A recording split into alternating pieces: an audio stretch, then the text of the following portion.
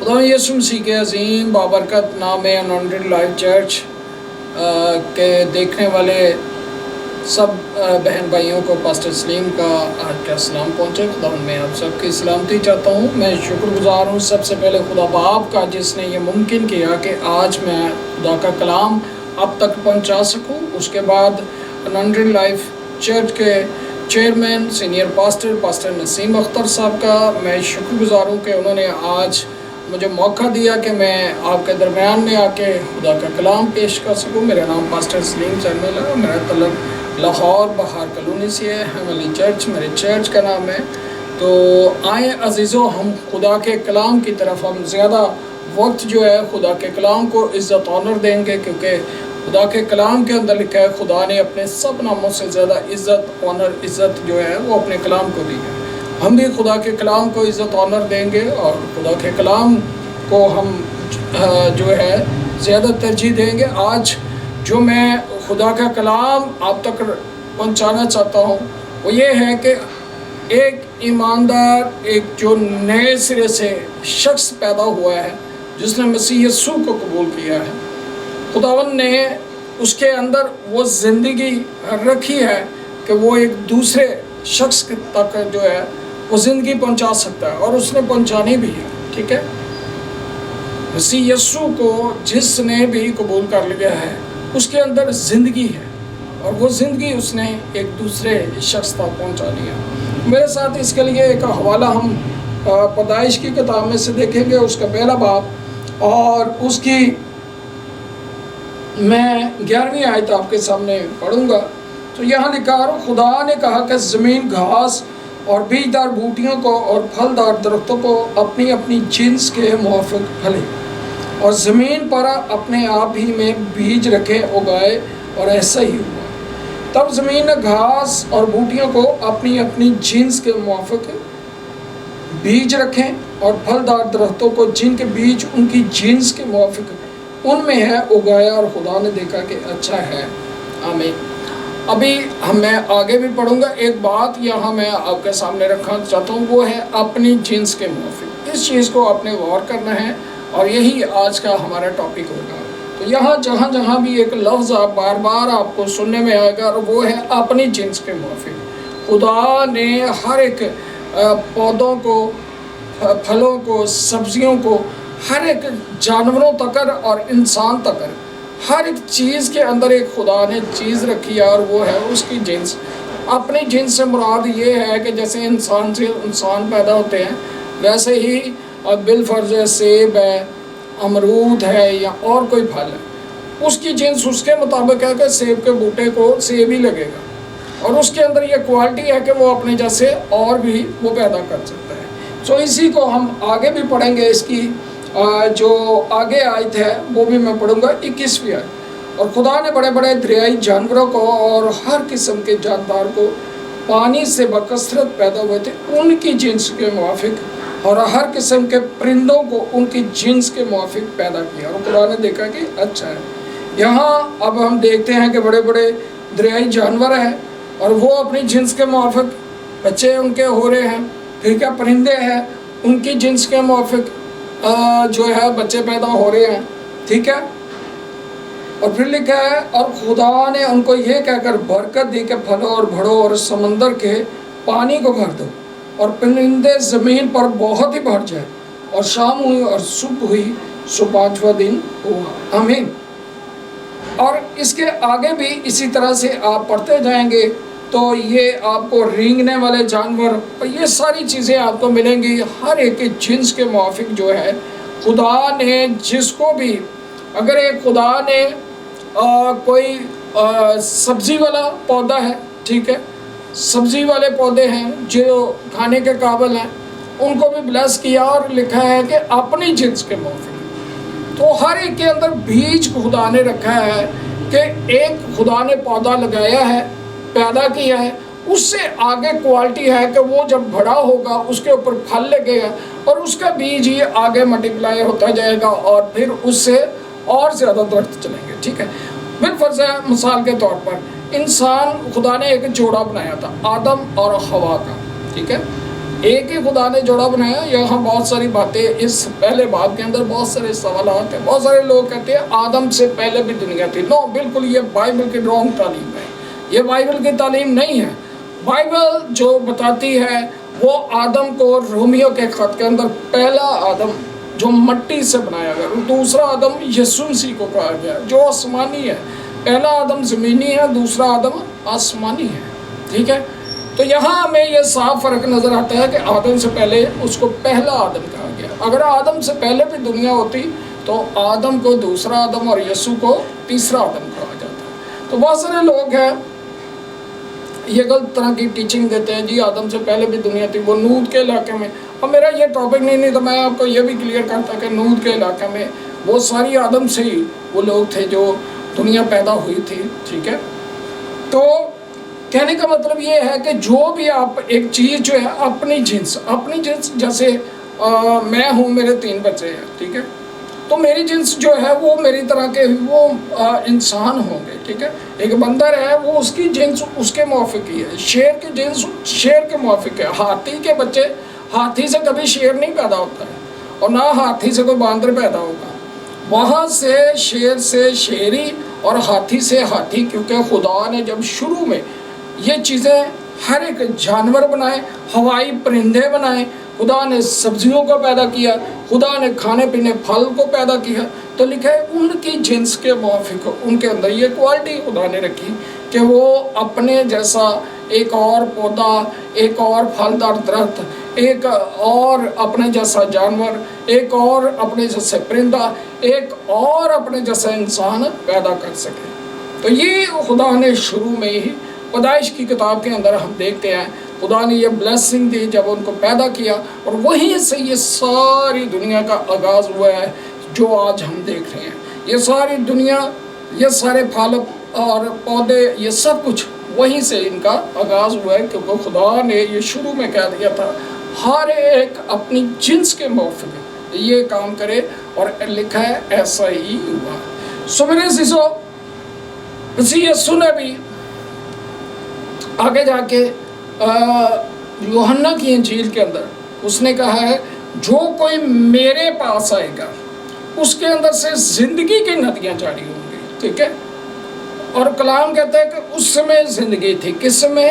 یسوع مسیح میں۔ یسوع مسیح میں کیا تھی؟ زندگی تھی، اور وہ زندگی آدمیوں کا نور تھی۔ مسیح یسوع کے اندر زندگی تھی، وہ اکیلا تھا، وہ ایک شخصیت ایسی آئی، ٹھیک ہے، اس کے اندر کیا تھی؟ زندگی تھی، اور وہ زندگی آدمیوں کا نور تھی۔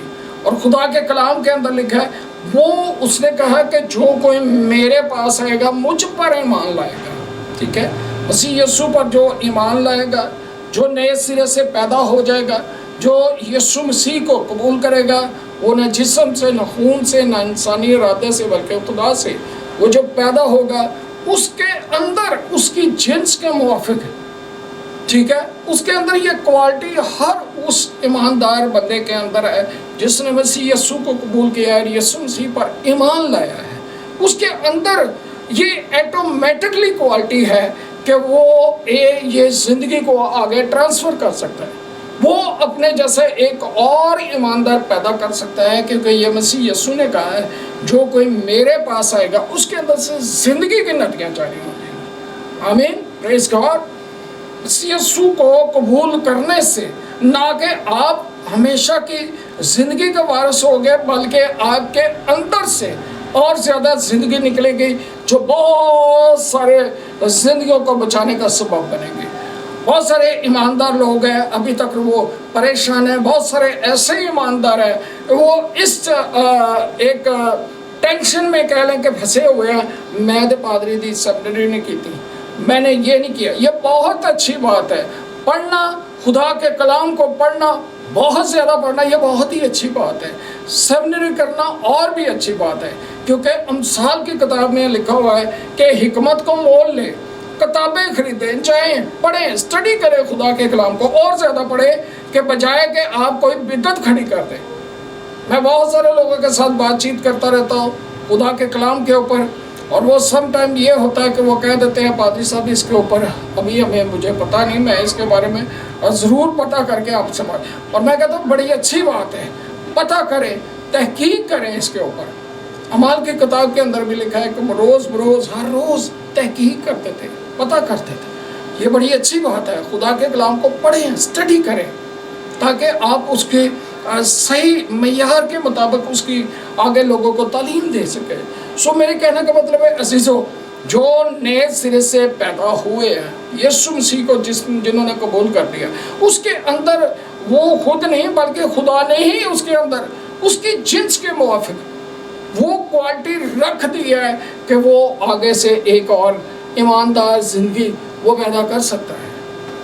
वो आगे से और अपने जैसे ईमानदार जो है वो खड़े कर सकता है।